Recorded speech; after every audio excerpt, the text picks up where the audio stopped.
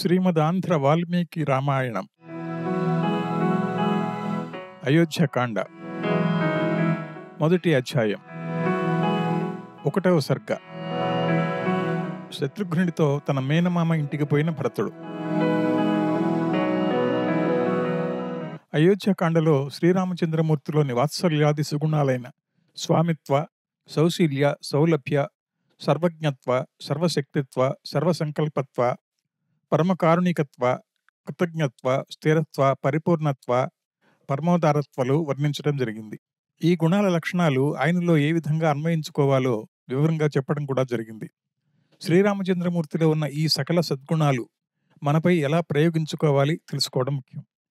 అలాగే శ్రీరాముడి శ్రీపాదాలను ఆశ్రయించడం అంటే పూలతో పూజించడంతో సమానమని, ఆ విధంగా స్మరణ చేయడం అనేది నిండు మనసుతో ఉండాలని ఈ కాండలో తెలుసుకోవచ్చు.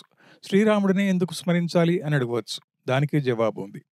మనమందరం స్వప్నం అంటే సొమ్ము అని, ఆయనేమో స్వామి అంటే సొమ్ము కలవాడు అని. అందువల్ల మనం ఆయన విషయంలో ప్రతికూలతను విడనాడి అనుకూలమై ఉంటే ఆయన మనల్ని ఇంకా ఎక్కువ ప్రేమతో రక్షించుతాడు. అలాంటప్పుడు మనం ప్రార్థించకుండానే ఆయన మనల్ని రక్షించుతుంటే కనీసం కృతజ్ఞతన్నా చూపాలి కదా.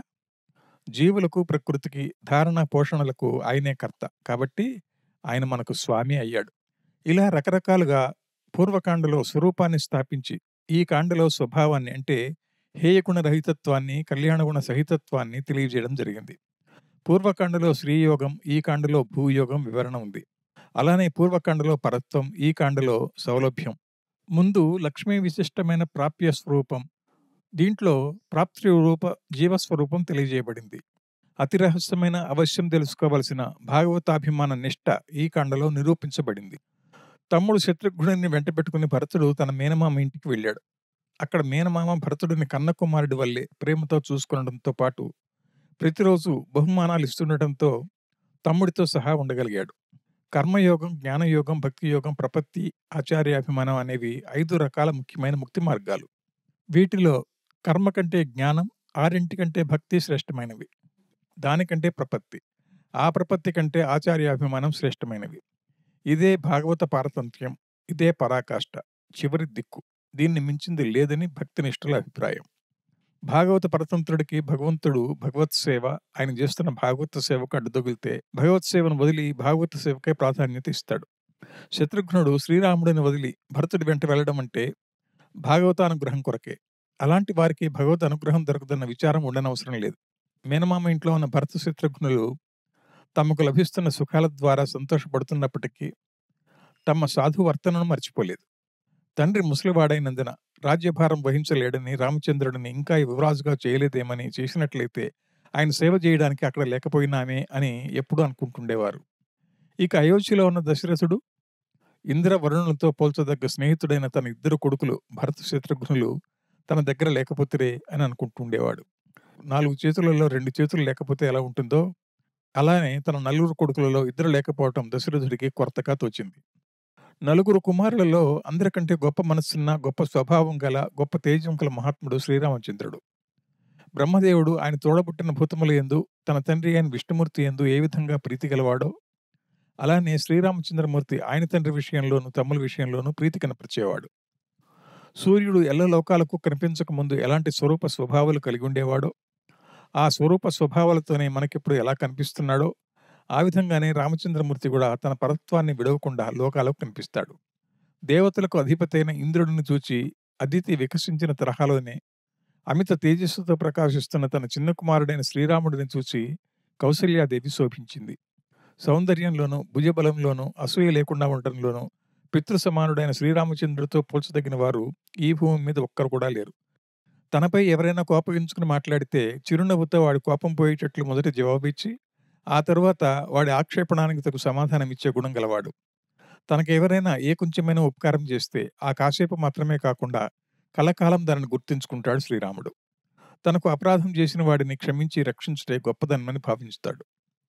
జ్ఞానవృద్ధులైన సజ్జనులు, వయోవృద్ధులైన సజ్జనులు, సదాచార సంపన్నులైన సజ్జనులు, జ్ఞానశీల వయోవృద్ధులు, శీల జ్ఞాన వృద్ధులు, జ్ఞాన వయోవృద్ధులు, శీల వయోవృద్ధులు శ్రీరాముడి దగ్గరకు ఆయన ఎలాంటి పనిలో నిమగ్నమై ఉన్నప్పుడు వచ్చినప్పటికీ, విలువిద్య నేర్చుకుంటూ గురి కొట్టడం అభ్యాసం చేసే సమయంలో అయినప్పటికీ, తన పని తాను చేసుకుంటూనే వారి సందేహాలను తీర్చే గుణవంతుడు. అలా వచ్చేవాడు శత్రువు అయినప్పటికీ తీయని మాటలతో ప్రియంగా మాట్లాడతాడు. తన బలంతో శత్రువులను వెనుదిరిగేటట్లు చేయగల సమర్థుడు. వారందరికీ తాను ఇంకా చేయాలని అనుకుంటాడు, కానీ ఎంతో చేశానని పొగరపడడు. అసత్యం పలకడు. 2 రకాల మాటలను చెప్పేవాడు కాదు. ఇలా ఎన్నో రకాలుగా ప్రజలతో సన్నిహితంగా మెలిగేవాడు శ్రీరామచంద్రుడు. పరుల దుఃఖాన్ని తన దుఃఖంగా భావించేవాడు. సామాన్య ధర్మంలోనూ విశేష ధర్మంలోనూ సరిసమానమైన ప్రీతి గలవాడు. శరణాగత రక్షణ అనే తన నియమాన్ని ఎప్పుడూ ఉల్లంఘించలేదు. ధర్మ విరుద్ధమైన కథలను వినడంలో కూడా ఆసక్తి కనపరిచేవాడు కాదు. శ్రీరామచంద్రమూర్తి వ్యాధితో గాని బాధపడేవాడు కాదు. యుద్ధంలో అసమానుడు. ఇంతటి గొప్ప గుణాలున్న శ్రీరాముడు జనుల మనస్సును రమింపజేస్తూ వారందరికీ బహిప్రాణమయ్యాడు. వారందరూ రాముడిని విడవలేక, మరిచిపోలేక, ఉపేక్ష చేయకుండా ఎల్లప్పుడూ రామా రామా అంటూ స్మరించేవారు.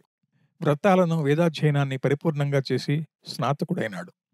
వేదాలను అంగాలతో సహా చదివాడు. శస్త్రాస్త్ర ప్రయోగ జ్ఞానంలో తండ్రిని మించిన తనయుడు అనిపించుకున్నాడు. తండ్రి వంశాన్ని, తల్లి వంశాన్ని లోకంలో ప్రసిద్ధి పొందే విధంగా చేశాడు. దోషరహితుడు. ఎలాంటి సంకట సమయంలోనూ క్షోభ చెందినవాడు.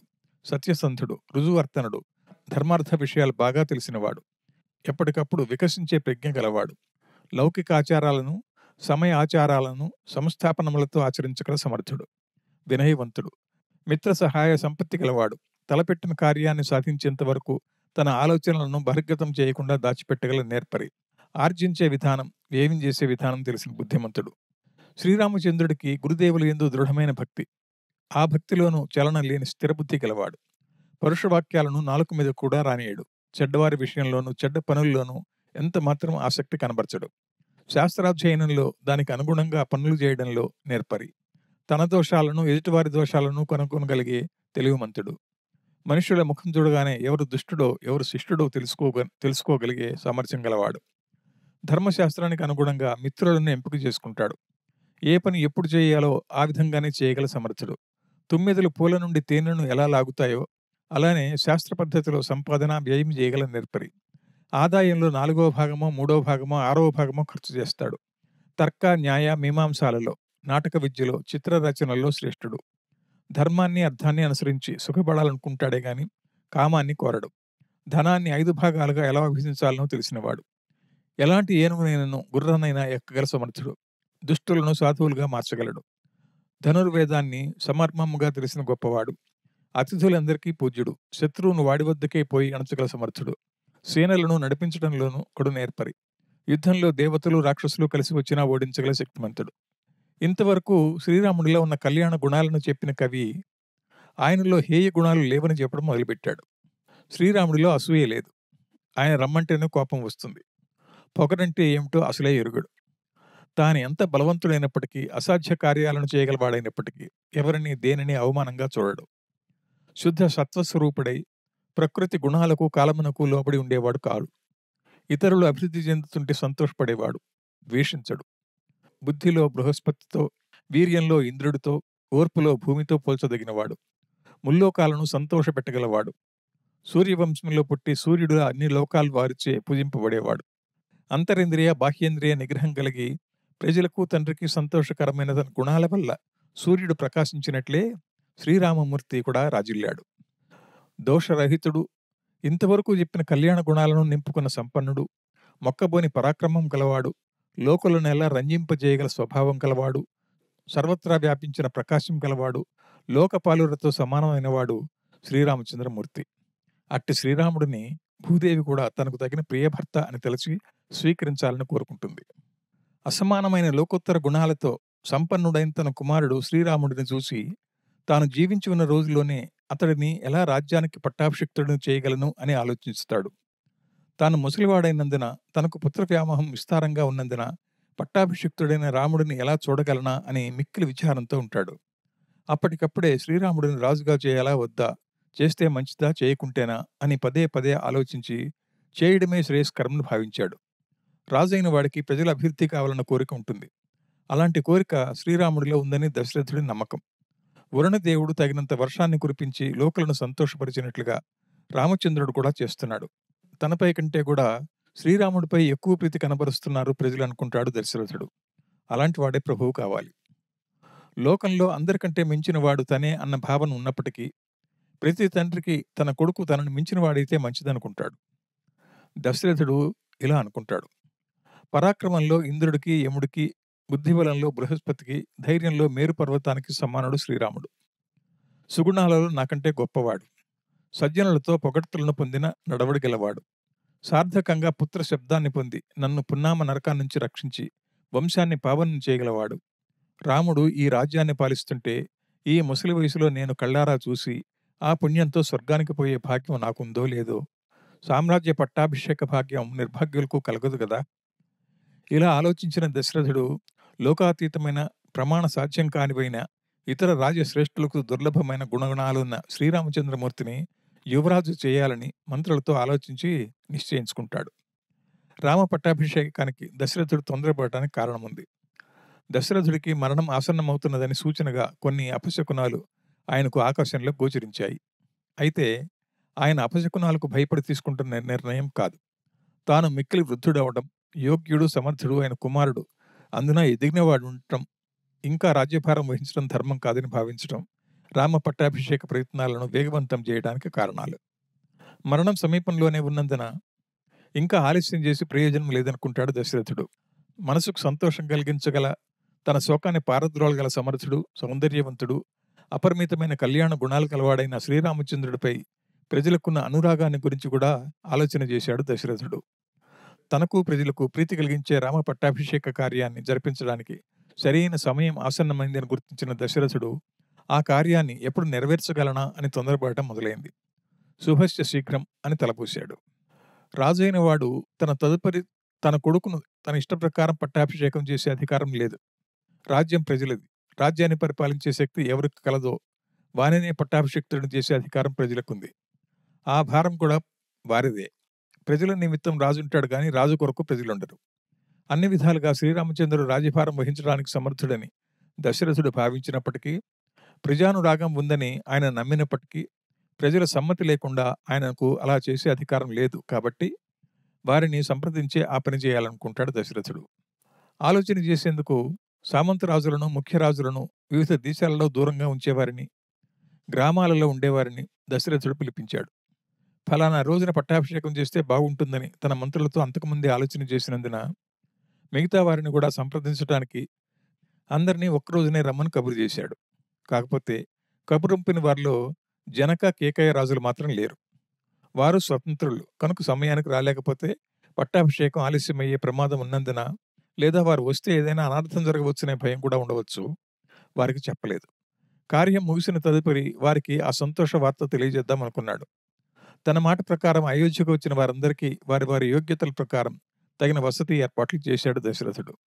వారంతా సంతోషపడేట్లు సేవలు చేయించి బ్రహ్మదేవుడి మాదిరిగా వారికి ప్రజలకు దర్శనమిచ్చాడు దశరథుడు. రాజులందరూ వచ్చిన తర్వాత వారి వారి ఆసనములపై కూర్చుండిన తర్వాత సభ తీరిన దశరథుడు దేవతలు చుట్టూ ఉన్నప్పుడు కనిపించే ఇంద్రుడు మాదిరి శోభించాడు. 2వ సర్గ. దశరథుడి ఉపన్యాసం. సభ తీరిన దశరథుడు అక్కడున్న వారినందరినీ కలిగి చూశాడు.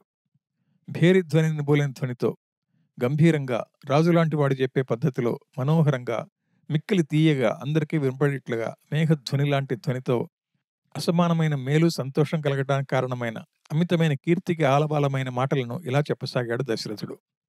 ఆర్యులారా, మా పూర్వీకులందరూ భూజనులను, తమ కడుపును పుట్టిన పిల్లలను తండ్రులు ఎలా రక్షించుతారో అలానే దీర్ఘకాలం కాపాడారు. ఇది మీకందరికీ తెలిసిన విషయమే. అలాంటి ఇక్ష్వాకుల వంశంలో పుట్టిన నేను మా పూర్వీకుల పాలనలో వృద్ధి చెంది సుఖపడేందుకు వీలుగా జగత్తులోని ప్రజలందరికీ మిక్కిలి శ్రేయస్కరమైన కార్యాన్ని చేయదలుచుకున్నాను. మా పెద్దలు ఏ ప్రకారం ప్రజలకు మేలైన పనులను చేశారో అలాగే ఆ మార్గంలోనే నేను కూడా మిక్కిలి హెచ్చరికతో ప్రమాదం లేకుండా, నా శక్తి వంచన లేకుండా ప్రజలను రక్షించాను. ఈ విషయం మీ అందరి మనసులకు తెలిసిందే. ఎల్లప్పుడూ ప్రజలకు మేలైన పనులే చేయాలని కోరుకునే నా శరీరం తెల్ల గొడుగు నీడ కింద మీ అందరికీ కనిపించే రీతిలో వార్ధక్యానికి గురైంది. నాకు 60,000 వయస్సు కొరత లేకుండా గడిచింది. దేహం దుర్బలమైంది. జ్ఞాపక శక్తి క్షీణించకముందే, మతిమరుపు రాకముందే, కర్తవ్యాన్ని మరిచి ఒకదానికి బదులు ఇంకొకటి చేయడానికి ముందే, అలాంటి స్థితి రాకముందే ఈ రాజ్యభారాన్ని వదిలించుకుని సుఖపడాలని కోరుకుంటున్నాను. ఏ విధంగా సుఖపడాలని భావిస్తున్నానో చెప్తాను వినండి. మిక్కిలి ధైర్య శౌర్య పరాక్రమం గలవాడు, ఇంద్రియ నిగ్రహం గలవాడు, కష్టమైన ఈ భూభారాన్ని మోయగల దారుఢ్యం గలవాడు, ధర్మస్వభావం గలవాడు, మోయవలసిన ఈ అధిక రాజ్యభారాన్ని దీర్ఘకాలం మోసి మోసి ఇక ఈ భారాన్ని తొలగించుకుని సుఖపడాలని ఆశతో ఉన్నాను. అలా చేయడానికి మీ అందరి అనుమతి కావాలి. అలాంటప్పుడు ఈ రాజ్యం గతి ఏమిటి? ప్రజలందరినీ ఏం చేసిపోతావు అని అంటారేమో. నాకు తోచిన రీతిలో దానికి కావలసిన ఏర్పాట్లు చేస్తాను. మీకిష్టమైతే దానికి మీ అంగీకారం తెలపండి. అదేమిటనంటారా? ఇక్కడున్న ద్విజులందరికీ సమ్మతమైతే, మీరందరూ ఒక్క మాటతో నిండు మనస్సుతో అంగీకరించి సరైనదే అంటే, నా పెద్ద కుమారుడు, శత్రువుల జయించినవాడు, ఇంద్రుడితో సమానుడు, ధర్మాత్మలందు శ్రేష్ఠుడు, సదాచార సంపన్నుడు, గొప్ప మహిమ కలవాడు, అన్ని గుణాలలో నాకు సమానుడు, విల్లు పట్టేవారిలో శ్రేష్ఠుడు, పురుషసింహుడు అయిన రాముడిని పుష్య నక్షత్రం పౌర్ణమితో కూడిన విధంగా మీ అభిప్రాయం తెలుసుకుని యువరాజుగా చేయాలనుకుంటున్నాను. వాస్తవానికి ఈ అల్పరాజ్యమే కాదు, రాముడు భూమికి తగిన భర్త అయినందున 3 లోకాలను ఎలదగిన వాడే. ఇక మీ సమ్మతి తెలపడమే ఆలస్యం.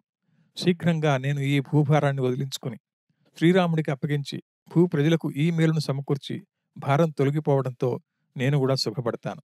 నేను చెప్పిన ఈ ఆలోచన సమంజసమని మీకు అనిపించితే దానికి మీ సమ్మతి తెలపండి. ఒకవేళ నా ఆలోచన మీకు నచ్చకపోతే ఇంతకంటే మేలైన ఆలోచన తెలపండి. నేను చెప్పిన ఆలోచన కాబట్టి అంగీకరించకపోతే నేను నొచ్చుకుంటానని భావించవలదు. రాముడు నా కొడుకు కాబట్టి పుత్రవాత్సల్యంతో చెప్పాను. కార్యాలోచనలో అయినవారి ఆలోచన పక్షపాతంతో కూడి ఉండవచ్చు. మధ్యవర్తుల ఆలోచన మేలైందిగా ఉంటుంది. ఉదాసీన మనుషుల ఆలోచన పనికిరాదు. రాముడి రాజ్యంలో సుఖపడవలసిన వారు మీరు. రామ పక్షపాతంతో నేను చెప్పిన ఆలోచనల కంటే మధ్యవర్తులైన మీ ఆలోచనే మేలు. ఇలా దశరథుడు చెప్పడంతో రాజులందరూ మేలు మేలు అని బాగు బాగు అని కేకలు వేశారు. దశరథుడిని శ్లాఘించారు.